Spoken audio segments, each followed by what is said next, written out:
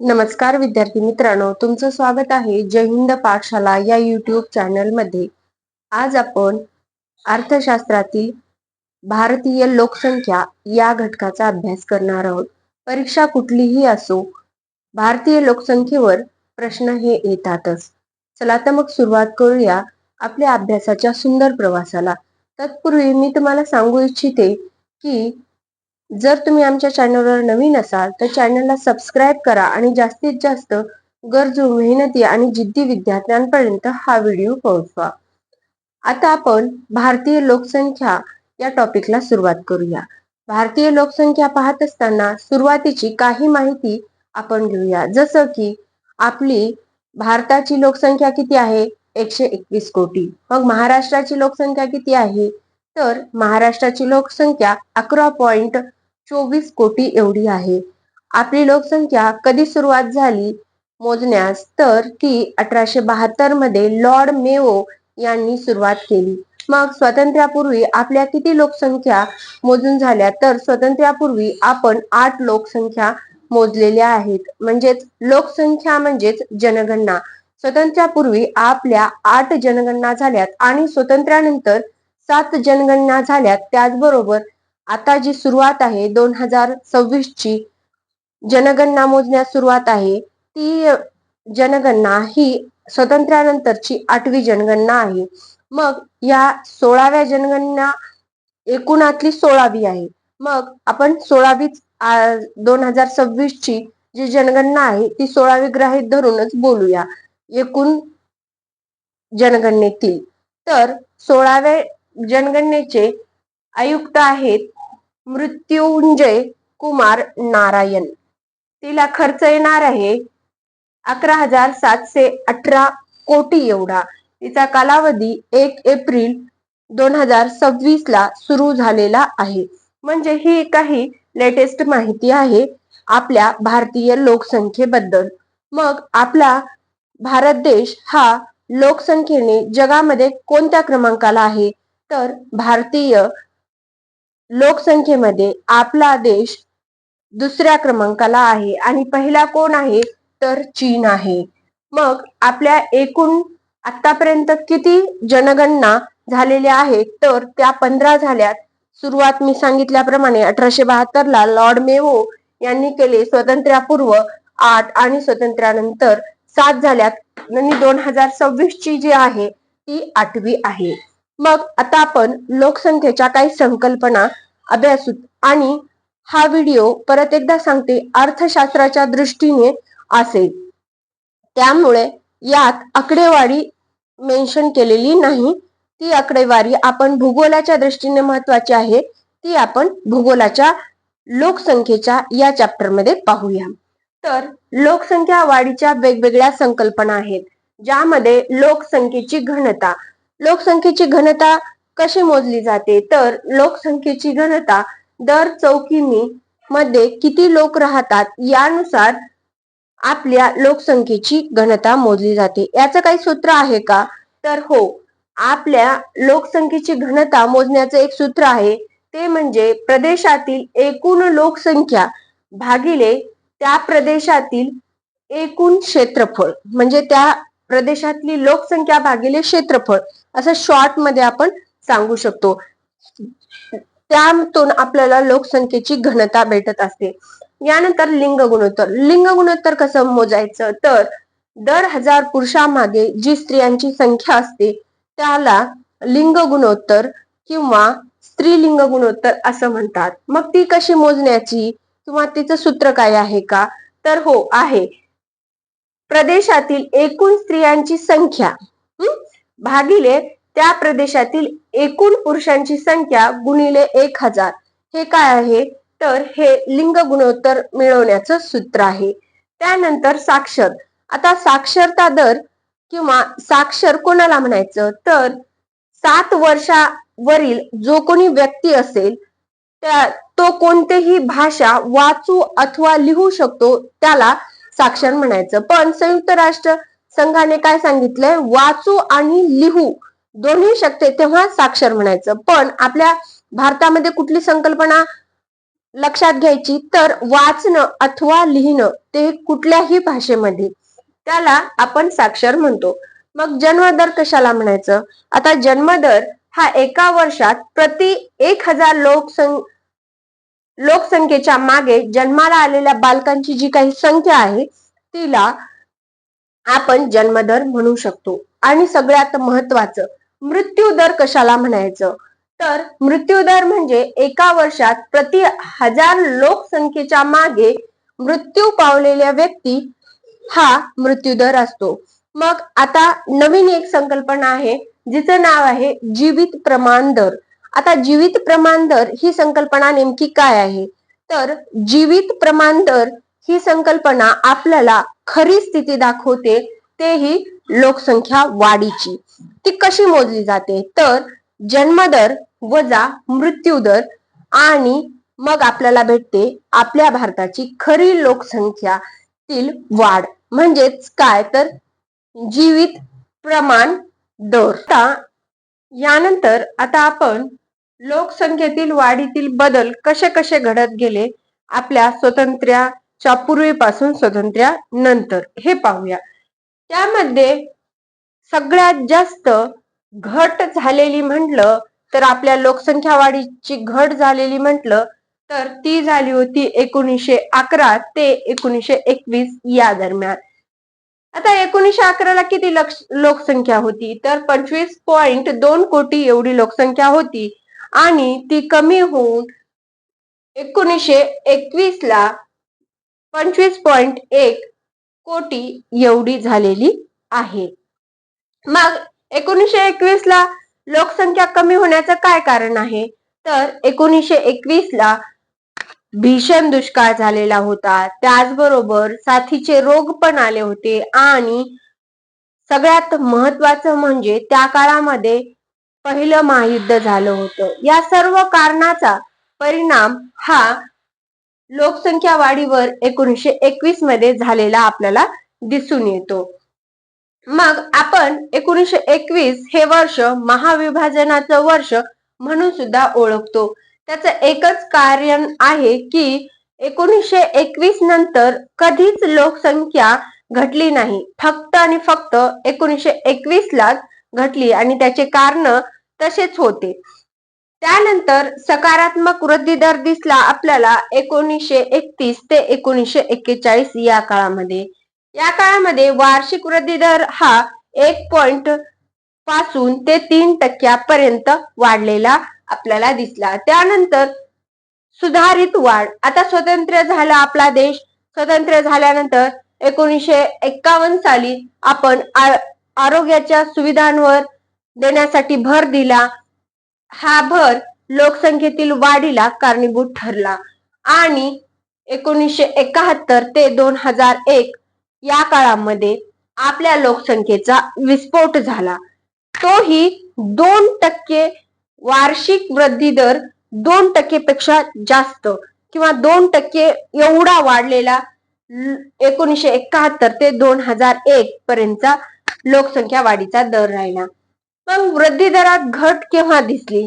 तर याच्या पुढच्या काळामध्ये म्हणजेच 2001 ते 2011 या काळामध्ये आपल्याला वार्षिक वृद्धी दरात घट झाल्याची दिसून येते. तर ती किती होती? तर 1.9 पासून ते 1.4 पर्यंत कमी झालेली घट आपल्याला 2001 ते 2011 या काळात दिसली. यानंतर आपण न्यूनतम लोकसंख्या, अधिकतम लोकसंख्या आणि पर्याप्त लोकसंख्या याचा अभ्यास करणार आहोत. मग न्यूनतम लोकसंख्या म्हणजे काय? जिथे नैसर्गिक संसाधने जास्त असतात आणि लोकसंख्या कमी असते त्या ठिकाणाला आपण काय म्हणायचं? न्यूनतम लोकसंख्या. किंवा जिथे साधन संपत्ती भरपूर आहे पण त्याचा वापरच झालेला नाही किंवा लोकसंख्या ते वापर करण्या एवढी नाहीये, असं ज्यावेळेस असतं त्यावेळेस न्यूनतम लोकसंख्या असते. अधिकतम लोकसंख्या केव्हा असते? मग नैसर्गिक संसाधने कमी असतात आणि लोकसंख्या ही वाढलेली असते, तेव्हा आपल्याला नैसर्गिक अधिकतम लोकसंख्या म्हणता येतं. मग पर्याप्त लोकसंख्या कशी असते? तर लोकसंख्या ही तेवढीच असते आणि नैसर्गिक संसाधने ही तेवढीच असतात, त्यावेळेस पर्याप्त लोकसंख्या असते. मग अशा या लोकसंख्येच्या बदलामध्ये किंवा लोकसंख्येच्या वाढीचे सिद्धांत मांडलेले आहेत. तर पहिला सिद्धांत 1803 मध्ये माल्थस यांनी मांडलेला आहे. त्यांचं बुक आहे and essay on the principle of the population. या पुस्तकामध्ये त्यांनी सिद्धांत मांडलाय पॉप्युलेशनचा. तर ते काय आहे, तर लोकसंख्येतील वाढ आणि अन्न पुरवठ्यातील वाढ या कशा होतात हा सिद्धांत माल्थस यांनी मांडला. लोकसंख्येतील वाढ ही भूमितीय श्रेणीमध्ये होते. भूमितीय श्रेणी म्हणजे कसं, 2चे 4, 4चे 8, 8चे 16, 16चे 32, 32चं 64, म्हणजे प्रत्येक गोष्ट कशी दुप्पट दुप्पट होत चालली, त्याला आपण काय म्हणायचं, भूमितीय श्रेणी. आणि ही लोकसंख्या वाढीची श्रेणी आहे. त्या प्रमाणात आपलं उत्पन्न वाढतं का, तर नाही. अन्न पुरवठा त्या प्रमाणात वाढतं का, नाही. अन्न पुरवठा किंवा उत्पन्न कसं वाढतं, तर ते गणितीय श्रेणीनं किंवा नैसर्गिक श्रेणीनं आपण असं म्हणू शकतो. म्हणजे गणितीय श्रेणीनं अन्न पुरवठा वाढतो कसा, 1, 2, 3, 4, 5, 6 अनंत असा गणितीय श्रेणीनं अन्न पुरवठा वाढत असतो. पण लोकसंख्या मात्र भूमितीय गतीने वाढती, हा माल्थस यांनी 1803 मध्ये सिद्धांत दिला. त्याचा परिणाम मात्र एकच होतो, म्हणजे अन्न पुरवठ्यात तुटवडा होतो आणि समाजामध्ये असमानता निर्माण होते. हे माल्थसच्या सिद्धांतानुसार आपल्याला सांगता येईल. यानंतर आपण लोकसंख्या वाढीचे 3 टप्पे अभ्यासणार आहोत. आता हे लोकसंख्या वाढीचे टप्पे कुणी मांडले, तर ते ए.जे. कोल आणि ई.एम. हुबर यांनी लोकसंख्या वाढीचे किंवा लोकसंख्या संक्रमणाचा सिद्धांत मांडलेला आहे. ते कोण आहेत, तर ए.जे. कोल व ई.एम. हुबर हे आहेत. आता पहिला टप्पा काय आहे लोकसंख्या संक्रमणाचा, तर लोकसंख्या संक्रमणाचा पहिल्या टप्प्यामध्ये जन्मदरही उच्च असतो आणि मृत्यूदरही उच्च असतो. कारण त्या वेळेस आपला देश मागास असतो किंवा कुठलाही देश ज्यावेळेस पहिल्या टप्प्यात असतो त्यावेळेस त्याची आर्थिकदृष्ट्या तो मागास असतो, म्हणून त्याचा जन्मदरही उच्च असतो आणि मृत्यूदरही उच्च असतो. कमी अधिक प्रमाणात आता आपण पहिल्या टप्प्यामध्ये लोकसंख्या स्थिर झालेली सांगू शकतो. यानंतर लोकसंख्या संक्रमणाचा दुसरा टप्पा पाहूया. आता लोकसंख्या संक्रमणाचा दुसरा टप्पा कुठला आहे, तर लोकसंख्या संक्रमणाच्या दुसऱ्या टप्प्यात जन्मदरही उच्च असतो व मृत्यूदर कमी झालेला असतो. कारण आपला देश आर्थिक स्थितीनं प्रगती करत असतो, त्यामुळं आपण सोयीसुविधा ह्या प्रत्येक ठिकाणी देत असतो. त्यामुळं जन्मदर तर आहे तसाच असतो, म्हणजे वाढलेला आहे तर वाढलेलाच असतो, पण सोयीसुविधा भेटल्यानंतर मृत्यूदर मात्र कमी होत असतो. मग लोकसंख्येच्या दुसऱ्या टप्प्यावर काय होतं, तर जन्मदर हा उच्च असतो आणि मृत्यूदर हा कमी असतो. यानंतर लोकसंख्या संक्रमणाचा तिसरा टप्पा येतो. या टप्प्यामध्ये आता आपला जन्मदरही कमीच असतो आणि मृत्यूदरही कमीच असतो. कारण औद्योगिक आणि शैक्षणिक प्रगती झालेली असते आपल्या देशाची. आपला देश हा आर्थिकदृष्ट्या विकसित झालेला असतो. त्यावेळेस ही लोकसंख्या संक्रमणाची तिसऱ्या टप्प्यातील स्थिती आढळून येते. यानंतर लोकसंख्या संक्रमणाचे 3 टप्पे पाहिले. यानंतर आपण लोकसंख्येचा स्तूप पाहणार आहोत.